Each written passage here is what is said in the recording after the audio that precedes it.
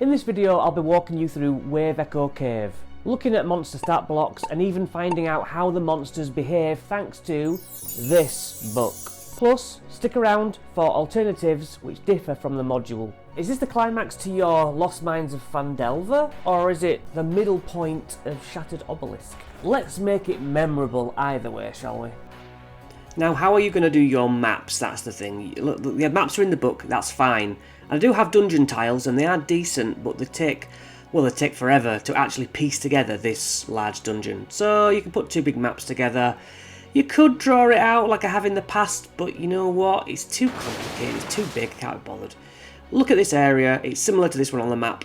This one will do. And yeah, there are others like it, not the same, but I could just use it or draw on this lovely little side, room by room, which is probably the easiest thing to do. Be aware of what they see and feel in the caves to give it that extra bit of atmosphere, you know what I mean? So yeah, the fungus, the pillars, the stalagmites essentially. And then I'll just flip around and say, you look on screen and this is what we're going to use for the miniatures. Because the big thing for me is to Apple TV it, a map, and then just pull it up and say, look, this is where you're actually walking around. But then I'm going to assimilate room number 1 with this bit on the map.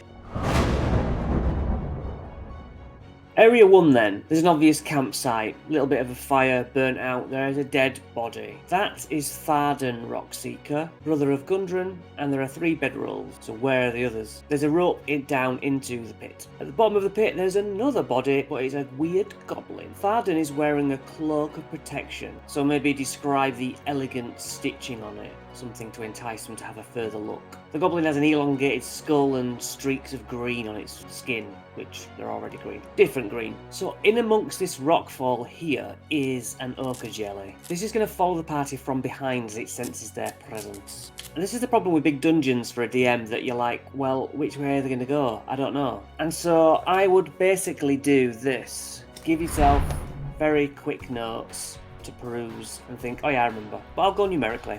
W3 is a crossroads. Oh no, more choice. But at that intersection, they'll be able to see W8. Up ahead, guys, you see weird fungi in a lit up cave. To the south, there seems to be 2 off passages, but there's an obvious cave in as well. And to the north, more corridors, but there's a door up ahead. This is why I find showing them the map on the TV just easier. They're like, yeah, it's a bit meta game, but yeah, okay. I see what you're doing here. You know, Fog of War is great and all, but I like my games to run a bit more smooth than... Oh, dead end. Up these tunnels, though, there are dead bodies, so they might want to go and try and find things upon the corpses. Weapons, a little bit of money, some personal effects, pictures of the dwarf wife or something. 6 sturges will rain down upon them. You can do this at any time, any corridor. You know, think of it as you're in a cave and there's bats. It's just to be expected. As if someone says, I'm investigating the body, when you say the clothes, the weapons, the personal effects, uh-oh, surprise attack, they get a surprise round. W4, the old guard room, is full of stone benches and more corpses. So have the 6 dwarf zombies and 2 ogre zombies kind of slumped, seemingly staring into space, and the sort of heads turned so their eyes are staring as if they're dead, you know, and everybody gets up. They can just close the door and barricade it, so don't worry about it being overpowered. You know, if a battle becomes out of hand, have some limbs fall off so the ogres can't furiously attack as much. Have their eyes fall out so that they're blind. Zombies falling to bits. Cool. We're in an office now in Area 5 with cubbyholes, dwarvish writing with recorded weigh-ins and disbursements, 3 dusty scales, and a strongbox with money. Up behind that door in Area 6 is the South Quarters, a gathering place for resting dwarves. Dead bodies of bandits and dwarves in armour lay on the floor with 3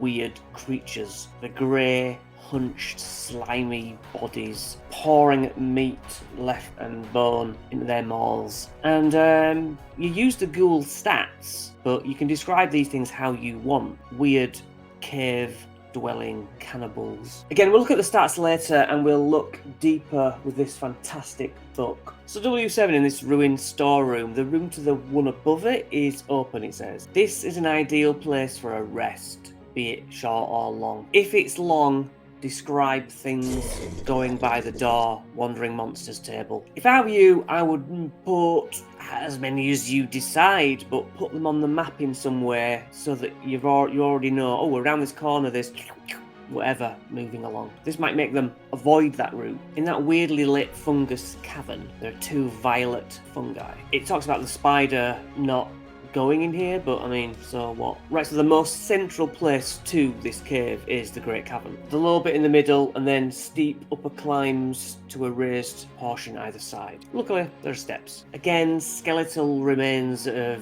warriors from long ago. 5 ghouls, describe them how you want, lurk on the western edge. I mean, this is area of effect spell time for the players, but failing that, have the 5 ghouls kind of open up, and some come down the embankment, some come down the stairs. Maybe one dashes and jumps off to land on a character. Because of that ochre jelly down here, maybe they're part zombie, part slimy jelly? Maybe they have been eaten and spat out by an ooze of some sort. Maybe they're corrosive, acidy to the touch. 1d6 extra acid if they touch you. Cool, isn't it? Just check I'm actually recording my audio. W10, dark pool. So this takes up quite a large area of water, so inexplicably deep. 20 feet in the middle for some reason. God knows why it's there. There are small fish swimming in it, and a giant constrictor snake? I didn't know snakes could breathe underwater. Anyway, there's a serpentine monster, and you can use the giant constrictor snake stats. There is a skeleton at the bottom, and maybe that is the enticement to get a character in. With a light source, I'll just give it to them. Ooh, there's a skeleton, and he has a very interesting looking object in his hand. It's a wand of magic missiles. It's something you want. He also has some good rings to take. He's got arrows in his ribcage if you need flavour. In the north quarter, you can't get in from the east entrance, but you will hear deep bugbear voices. 6 bugbears, in fact. The largest bugbear is separated by being larger, having a pouch on his belt, and maybe swinging a health potion on his belt also. These are the bugbears who are trying to keep all the little mini monsters and explorers out. Maybe they're on a lunch break, or maybe you hear the fighting of them with one of the wandering monsters, Gricks or something. So you could have an interesting thing where the 6 bugbears are trying to fight the Gricks and have to half off to fight the adventurers and have this cinematically play out, and then maybe have 2 Gricks, 2 more bugbears coming down the corridor towards them. That's just an idea. 12 is another one of those awkwardly large rooms where the players could come in from any way, but it's the Smelting Cavern. A huge furnace with a bellows powered by a water wheel. Corpses all over, 8 of which are going to be dwarf warriors. Zombie stats. Let's say, because the Dwarven army, they've got armour on, so up the AC of the zombies by 2. They're wearing armour, you get me? There's also a flame skull. Flame skull is a flying skull. Used to be a wizard trying to turn into a lich, if I'm not mistaken. The main point of a flame skull is fireball immediately. You enter the room, describe the scene, this skull, suddenly a ball of fire blows up in your face. North of the fungus room is the starry cavern. The minerals in the roof and the ores in the walls catch light and sparkle. More bodies, you know, getting a bit old now. Let the magical amongst the party detect the vibe of a magical presence in the area, getting stronger towards the north, as in the Forge of Spells. Room 14 is a wizard's quarters. You have to smash the door in. There was a fire, and that's melted the hinges and door workings. The wizard, Mormesk, is still here. Stats of a white, but remember to describe a wizard spirit. He's, you know, Sith-like, consumed with hatred. You dare to enter my cavern! You get the idea. He's protecting the treasure that he has in this room, even though it's no good to him. So yeah, there's a chest. And weirdly, all he's interested in is a pipe. I'd have him follow the party through walls even to stop them getting to the Forge of Spells. They have to put this guy down. He's annoying. So the Forge of Spells in Area 15 is where they channeled the magic out of this cavern. It's a weirdly tiny room for such a pinnacle portents. So there's a small fire pit on top of a pedestal. An eerie green flame crackles still. Through the green flame, you see 4 eye stalks, followed by a baseball-sized green spectator. Wait, am I thinking of Gazer? Not sure if spectators are bigger. Let's wait till the stats. He's a bit crazed. Once beholders get given a job, which I don't know how that even works, once they get given a role, they will never stop until they're told not to do it. So he thinks it's still a working mine. He's like, I've been told to protect the mine, I'll do that. No talking him out of it. Unless it's the person, the wizard, who tells him to do it. Now it says the Wraith wizard wants it dead. I don't really get that. If you want to do that, you can. As I say, in other adventures, a wizard puts a spectator to work doing that. He wants to keep the players away. Why doesn't he have a guard to keep them away? You will obviously do as you want. The book says the Wraith wants to eliminate this thing and he just can't do it. So then it's a deception check to say, hey spectator, you know, you've done your work, you can now stop. Which does play back into it. But if there's any monster in this bloody cave that needs to be not shut down by a charisma check, it is this one. Oh yeah, looking at the picture, it is beyond baseball size. I was thinking of a Gazer. It does have 4 eye stalks though. Yeah. There is a +1 mace and a +1 breastplate, which is armour. Now, look at this. The mace is called Lightbringer. No one knows that. It glows as bright as a torch when its wielder commands. Extra 1d6 radiant damage. The breastplate has a gold dragon motif worked into the design. It grants advantage on saving throws against the breath weapons of dragons. Wow. 16. Booming cavern. Body of water, the rhythmic booming heard from the mines, and a fresh surge of water which pulses in with the tide inside. There's a giant octopus which tentacle comes out, slams down, grabs the character. Pulls him in, you are now drowning. I don't like the drowning rules. It's too long. It says you can hold your breath for minutes. I can't hold my breath for a minute. I would literally say 6 combat rounds between the octopus and the player. Just those. And then the fall unconscious. Then you've got, you know, a couple of minutes to bring them back. Well, it's D&D, anyone can be brought back. Drown that sucker. You know, you can always have the lair be sort of tunnel of water and then back out, the body pops up unconscious. And maybe the octopus slobs along another bit of land and then out into the deep ocean again. So make it sound like you're going to absolutely kill this player and then just have the body. Just all you have to go is jump in.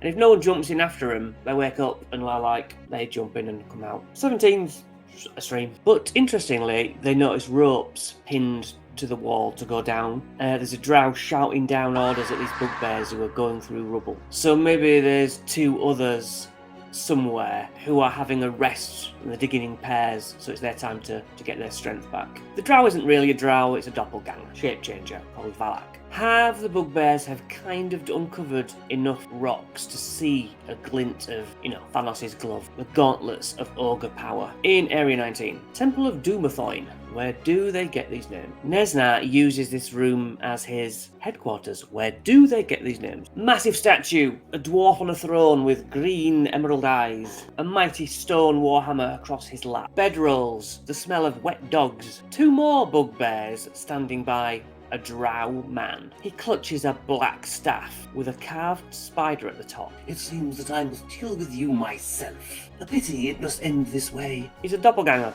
Do whatever voice you want. If that doppelganger from the collapsed cavern runs in here, he turns into Nundro Rockseeker's likeness. Oh, you've come to rescue me! That's a terrible voice. I talk like this for some reason. Yeah, if the characters are noisy, the bugbears hide behind columns. Cover. Remember, your monsters get buffs to AC standing behind cover. They stood there. Move out a 5 foot. Shoot. Move back in. That's your turn. Complete cover is...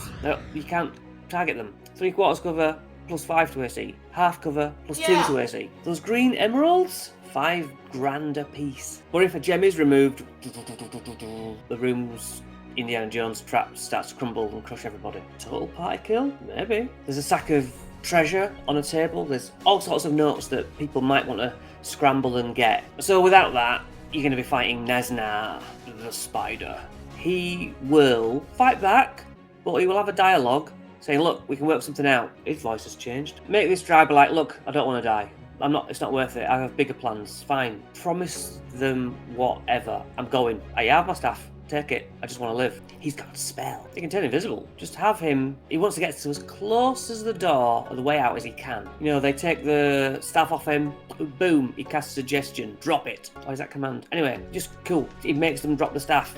That's his action. He runs, grabs the staff and makes a run for the door. We'll look at his stat block very soon. W20 is the priest's quarters and it's locked. Here is Nundro Rockseeker. It's alive. It's being interrogated every day. So you rescued whoever you've rescued. They give the players a ton of gold. Could even sign them in on a split of the Caverns fines, whatever the players decide. When they get to Phandelver, the next phase begins, which never used to exist because this used to be the end. But now we have more. Now if you want more adventures in Phandelver, get the Essentials kit, run Dragon of Icespire Peak. So follow me onto the stat blocks and don't forget to click the like button. First up, Ochre Jelly. What do we know about an Ochre Jelly? They're easy to hit, 72 hit points, damn. Slow speed, 10-foot movement. They split up. This is the cool thing. When you whack them with slashing or lightning, they split into two. Yes, they get smaller, but slimes in Minecraft, if that means anything to you. I like to think that fire damage does solidify them up or burn them away. They can climb on the walls and ceiling. They can disappear through walls. An ogre zombie. Again, easy to hit because it's big. 126 health. As I always mention, I do full health. You might not. Upon going to 0, it makes a con save and drops to 1 instead. Supposedly has a morning star, but probably doesn't if it's in the scenario that we find them. Just make it punch just as hard. Unless we're doing the arms fall off thing like we talked about. So look at all these different zombies. Ash zombie from earlier. Or even a greater zombie. Why not switch it up? Oh, we can't get that because I don't have it. But you know, you can modify your zombies. They get back up on a 1. They get back up just like the ogre zombie. Slam attack or eat brains or rip face off. Whatever you decide, but there's your damage. Violet fungus. I mean, only 5 to hit. They only go a square at a time. There's only 2 of them, but they make these rotting touch attacks. Necrotic damage. So they're a minor inconvenience is what they are. A ghoul. Razor sharp teeth, jagged claws. They roam the night in packs. A insatiable hunger for human flesh. 40 health. Can see in the dark. Bites you. Claws you, could be paralysed. So the giant constrictor snake can swim, at least for a while. Interesting. +6 to constrict you. DC 16 to get out. And I like to think while constricting it, maybe gets advantage through the restrained to bite on top. That's nice. I'm sure we've looked up normal bugbears before, but Bugbear Chief is a bit meatier. You could just take the regular bugbear and up its stats, you know, give it more health. You could give it like 2 more AC just to be surprising. 2d10 +2, 1d8 +2. I won't argue with that. The flame skull then is tiny because it's skull. 54 hit points. I usually do a sneaky and round it up to 60. Resistant to lightning, necrotic, piercing. Immune to cold, fire and poison. Can't be charmed, frightened, paralysed, poisoned or made prone because it's floating. It glows, it illuminates bright light. Has advantage on any magic done upon it. Spell save 13 +5 to its spell attacks. Mage hand, useless. Magic missile, yeah, cool and all. Shield, reaction, absolutely. Flaming sphere, we will take it. But fireball is where it is at. 8d6 on a dex save of 13, I think it said. But also, don't forget it's fire ray. Pew pew pew. Uses that twice. Let's see what this says. It's tough to destroy. A flame skull uses its rejuvenation trait, causing it to reform fully healed 1 hour after being reduced to 0 HP. So you could get these dudes again on the way out. Nice. It can shed light up to 30 feet away, but it can also see in the dark up to 60 feet away. Its base attack is Fire Ray. It can use multi-attack action and hit twice. If 1 or more PCs act first and they deal bludgeoning, slashing, acid, radiant or thunder that the flame skull can't block with shield, the first action is to cast Blur. If they don't deal any of these types of damage, it casts Flaming Sphere instead, and it rams that ball of fire into any PC displaying a holy symbol. Clerics first, then Paladins. It says here, on subsequent rounds, when the Flame Skull has taken moderate damage, playtime's over, fireball time. I say go fireball first. The flame skull won't retreat or flee ever. It simply substitutes the fire ray multi-attack action.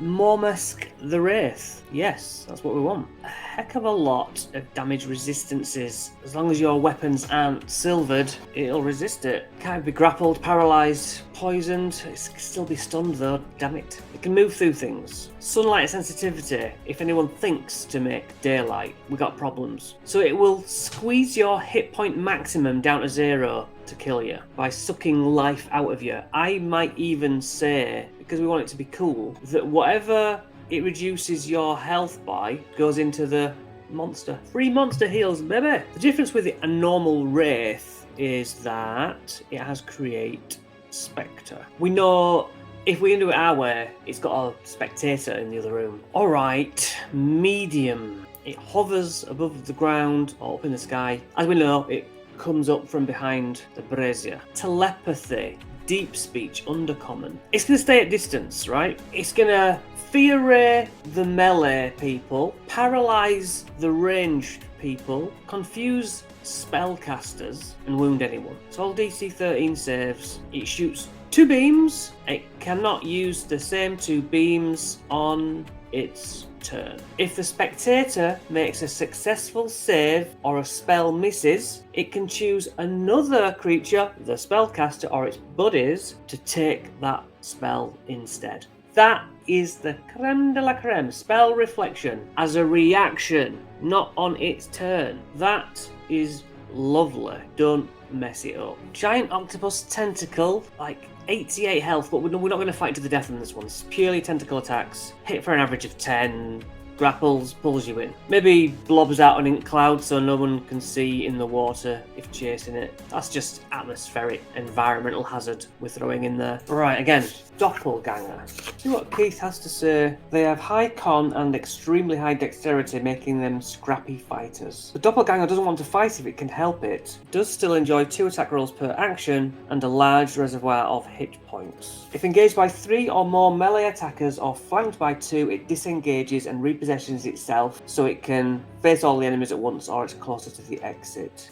Let's look at what's going on here. So we can change shape, look like other people. You know, you could try and get off one of those scenarios where it copies another one of the good players and they have to decide which one is the real one. It has advantage on attack rolls against a creature it is surprised. It takes extra 10 damage. Slams with +6, hits for 7 bludgeoning on average, and can go into someone's mind, or at least try. If successful, you can say to your player, what are you going to attack it with next? And then you say, it knows, and it's going to do that before you can do it. They won't like that. Now, this is from the Lost Man of Phandelver, so we may find this isn't exactly the same as in the book. He has his special staff, invisibility, magic missile, shield. Always use shield as a nice reaction. Even stops magic missile. Shocking grasp, that's fair. But what does his staff do? We don't know. Obviously it's in your book. Fairy fire makes the enemy glow so that you can always see where they are, be it invisible or not. Attack rolls will have advantage against it. Is that 48 hit points?